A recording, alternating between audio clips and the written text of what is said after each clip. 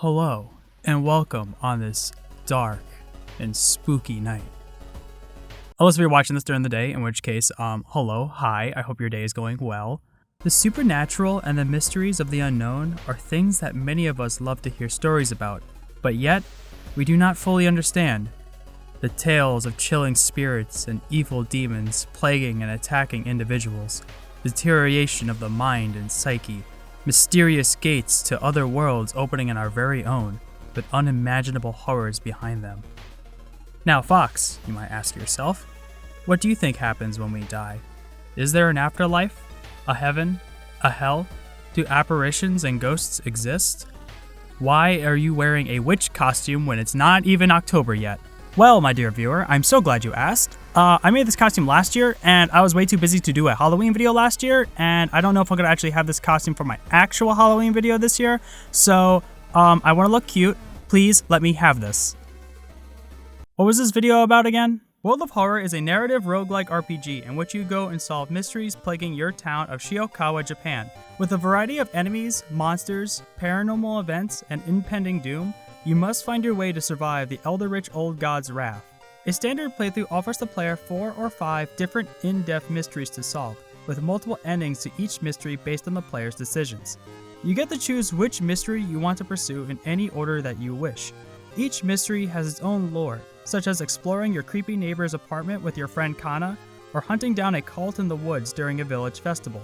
Each mystery will require you to search a variety of places, such as the high school, beach, downtown, and etc. Most of the time when the player searches an area, they'll be given a prompt on what decision to make. I'll go ahead and call this the falling down the stairs simulator, because each choice is pretty much RNG. Even if you're given the same prompt on other playthroughs, your stats on the right side will help determine the roll check, as well as a luck stat which isn't actually shown on your screen. But each choice will either benefit you or harm you, usually the latter. And on rare occasions, nothing will actually happen. I honestly really love this choose-your-own-adventure style of gameplay. Sometimes I'll think hard about which decision's the right one to make under certain situations. Some events will offer the player an additional choice if they have a certain perk or item in their inventory. Most mysteries will also offer a side quest to the player. This usually rewards the player with an item, experience, or something that can be used to alter the ending of that mystery. You can also visit locations, such as the hospital to heal conditions, or the schoolyard to recruit students for stat bonuses, or penalties. Or visit the shop and buy items from the cutest and most precious shopkeeper of all of gaming. When exploring, you'll notice that there's a threat meter icon, and the higher it is, well, prepare for trouble. Sometimes while exploring, you're given a message of something or someone creeping up and attacking you. Combat is turn-based, giving the player the chance to think on what actions to make. You can kick your enemies, or if you're holding an item, you can hit them with it, and you can also give them a more powerful attack. If you have a gun, you can also shoot your targets as well. Each action takes a certain amount of time. You can also use your time to boost accuracy, guarantee a hit, look for a weapon, dodge, or use your allies to distract your enemies. You can also throw your weapons at enemies for additional damage should the situation become dire. However, some enemies aren't physical and will require you to use spiritual commands. You can use your weapon, but you won't be able to do any strong attacks with it. You can offer and burn money to damage them, or perform a 5-part clap and bow rhythm that will kill them immediately if you get it correct. You can also use learned spells, however at the cost of your reason. Worst case scenario, you can also run from your enemies. But buckle up, because at the end of most of these mysteries, you're given a boss battle and you cannot flee from them. So in World of Horror, you have 2 stats to worry about, your stamina and reason. If your stamina is below 0 after combat is over, you will die immediately. If your reason goes below 0, you will go mentally insane and will have to be put in an insane asylum. Each enemy you encounter will either damage your stamina or reason, or both. Most cases, when you're prompted with a decision, you're most likely going to take some minor physical or mental beatings, slowly chipping away at your health. You can also receive physical status conditions, such as broken bones or having your lip cut open. These can be healed at the hospital at the cost of money. However, you can also receive curses, such as holes appearing in your flesh. These will negatively impact your stats. I also love the little attention to detail, as these effects will also apply to your character portrait, as well as any wearable items that you have equipped. Each time you defeat an enemy, clear a case, or sometimes pass an event check, you'll gain experience. When you level up, you can select a random perk as well as put a point into any of your stats, or regain 4 points in your stamina or reason. +1 Doom? No! No! I'm sorry, did I say 2 stats to worry about? I meant 3.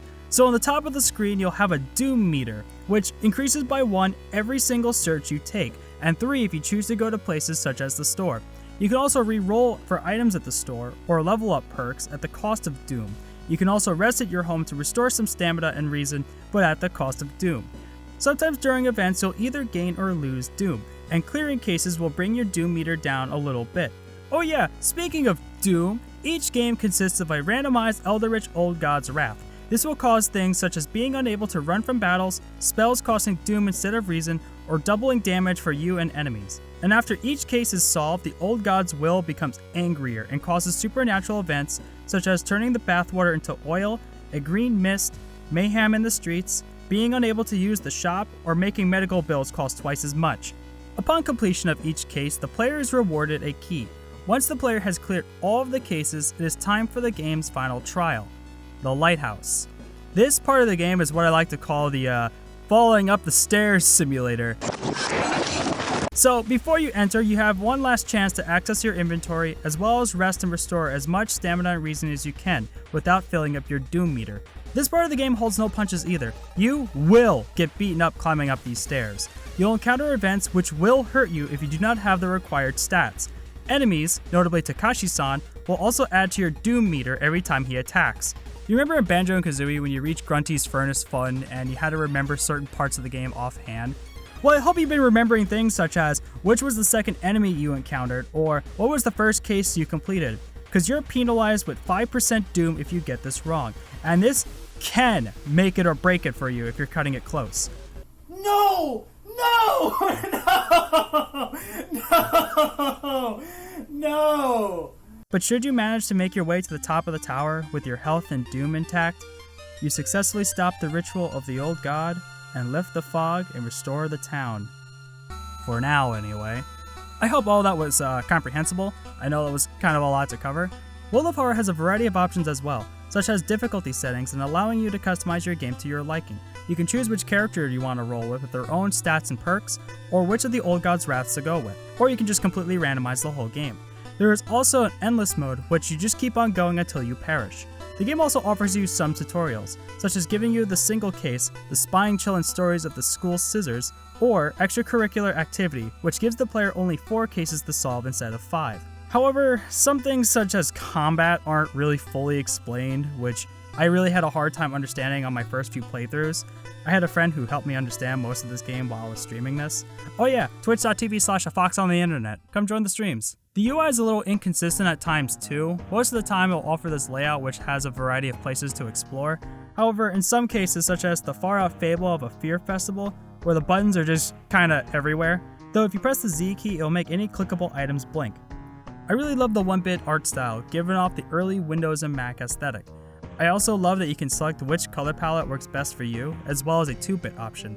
I think the setting of 1980s Japan, stepping into a more technological and modern age with traditional folklore and Lovecraftian monsters, is a really unique blend.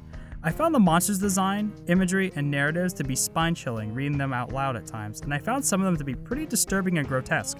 The music also slaps, and it complements the game really well, and it helps add this unsettling immersion into World of Horror's atmosphere. The game was developed by Panstasy and was published by Yersprid Games.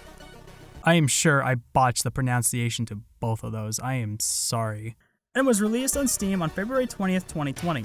So, at the time of this video, World of Horror is still an early access game, with the latest 0.9.17 update being on October 30th, 2020.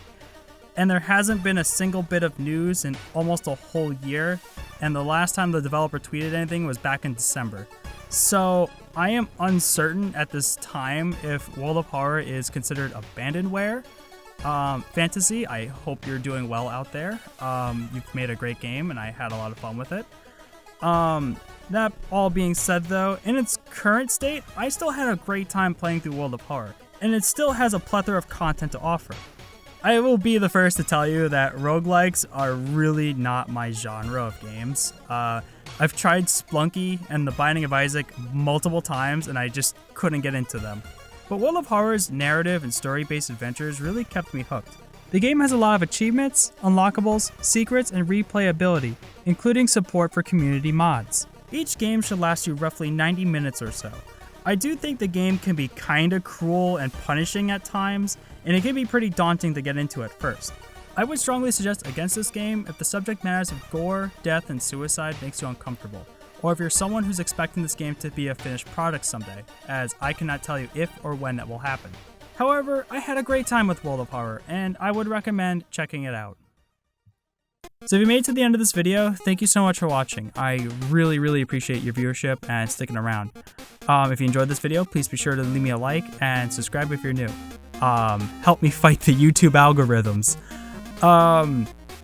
This has been a lot of fun to do. I like to do more shorter videos like this. I also want to apologize to Bold Boy, Conduct Together, and Rest in Pieces. I'm rebranding those as quick vids as well. I feel like Digital Bargain Bin should be only reserved for games that actually are like $5 or less. I kind of feel like a jerk for saying, hey, only buy this game when it's on sale. So to the developers of them, I don't know if they're ever watching this, but I am sorry. Please forgive me. I have a Halloween video coming up. I should have it like a regular video. I should have that done soon, and it's gonna be a lot of fun. And if you want to, join me on Twitch at twitch.tv/afoxontheinternet. I don't have any I can't even words right now. I don't have any schedule or anything. I don't have any schedule. Oh my gosh. I don't have a schedule. But I stream stuff sometimes, so I don't have too much else to add. But to you, my friend, I hope you stay safe and have a wonderful evening or day. And to thank you again for watching this video. Until next time, take care.